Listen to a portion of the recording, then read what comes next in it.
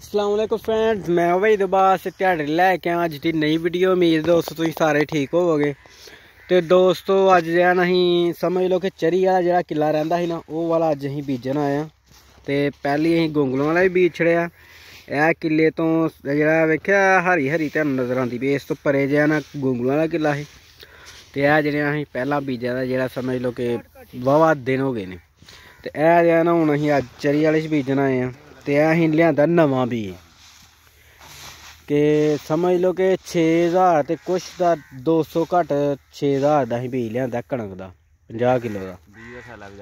तो बीज का थैला है जी, पता लगेगा 1 नंबर के 2 नंबर। यह हम वेखो कि ਇਹਦਾ की हिसाब बनता है, रेट माए ना की निकलता है, माए रेट नहीं ਇਹਦਾ झाड़ की निकलता। दूसरे नंबर तो ये जो कंपनी है ना ये USA का बीज है। ते लियांदा भी है जो अं देपो क्या जरा ना जिन्हों अं महमूद अहमद, पर इधर अं मूदा कहने, पर वह नाम सही महमूद अहमद उत्थों ही लियांदा जी। तो वैसे इस बीज दे जऊं ते जवा तैनूं अं दस भी देने। ऐ वेखो नवा बीज बिल्कुल लियांदा जी। तो ऐ वेख लो तेरे सामने उत्तों ही वेख लो। अगे मैं किन्ने बड़े जऊआं का जो बीज कढ़िया बाहर कुछ सुट्टिया।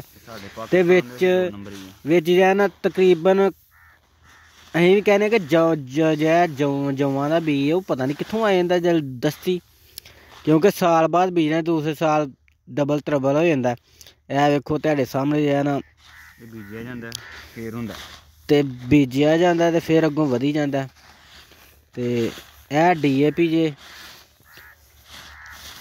ते कणक का बीज बड़े ही जो है ना जऊं ने।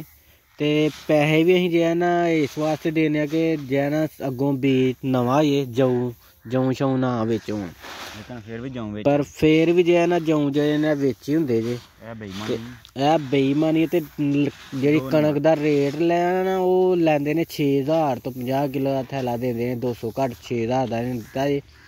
तो यह हिसाब जे यह हूँ जे इनू कहा ना कि बई बिच जऊने ने मनना नहीं, तो लिहाजा अं इसलिए वीडियो बनाने पे कि उन्होंने दसांगे। जे ना मनेगा फिर भी तो फिर जे उगेगी जे हूँ कणक फिर उन्होंने दसांगे यार हूँ उग के जऊं कितों आ गए।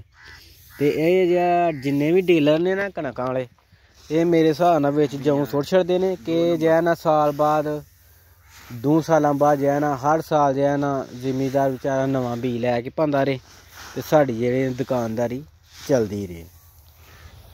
तो वेखने हूँ की हिसाब है। तो लास्ट जो है ना इस तो बाद अं बीजना कमाद वाला किला है, 1 किला भी बीजना।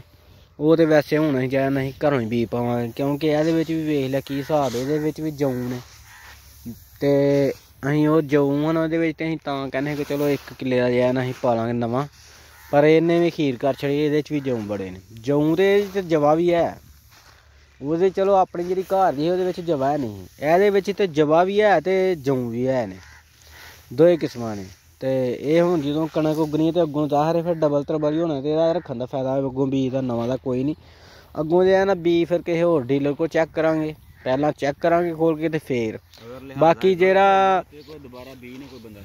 है ना अं लिया के वेख लिया। तो अगों जिन्हें भी किसी भरा ने इतों कितों लैना किसी डीलर को किसी भी डीलर को लैना है बीज तो पहला चैक करके जवा या जऊं चैक करके लो। कणक की कोई नहीं होंगी भावें थोड़ी बरीक भी हो उग पैंदा बीज, पर वजह की है कि जऊं जो होने जऊं मकान वास्ते नवा बीज पाना तो फिर जऊं हो जाने। तो लिहाजा हूँ जो है अं बीज खलारन लगे हैं। तो उस तो बाद उत्तों जो है ना फिर इनू दौड़ पावांगे। तो उस तो बाद फिर सुहागा मारांगे। तो मिलने फिर दोस्तों नैक्सट वीडियो के। उदों तक दोस्तों तुसीं अपना ख्याल रखना है। थैंक फॉर वाचिंग दोस्तों, अल्लाह हाफिज़।